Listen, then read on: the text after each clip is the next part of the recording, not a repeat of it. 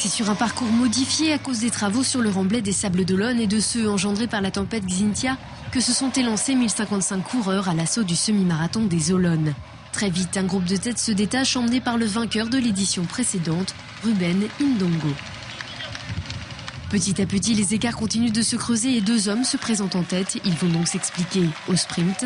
Jean-Claude Nionizi-Gillet, le Burundais, est le plus fort. Ruben Ndongo, très apprécié aux Sables d'Olonne, termine satisfait à la 2e place. C'était très bien.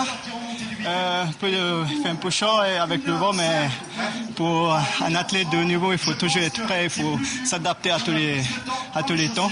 Alors, le vainqueur, il était plus fort, c'était mais sinon, j'ai rien à regretter. Ça a été très très bien.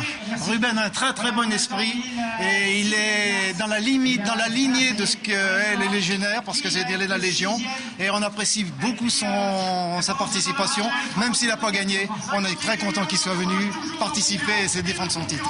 Mais les plus gros adversaires du jour étaient les conditions, une grosse chaleur et du vent qui ont empêché les meilleurs de battre le record de l'épreuve.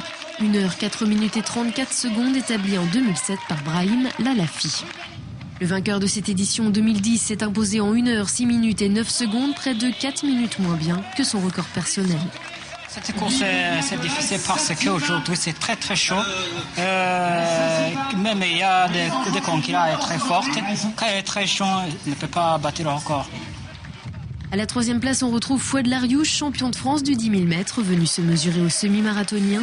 Il monte sur le podium au terme d'une course épuisante. Très chaud. Parce que j'ai essayé de partir le 12 km. Je partais seul, mais j'ai essayé, mais j'arrive pas. J'étais très fatigué.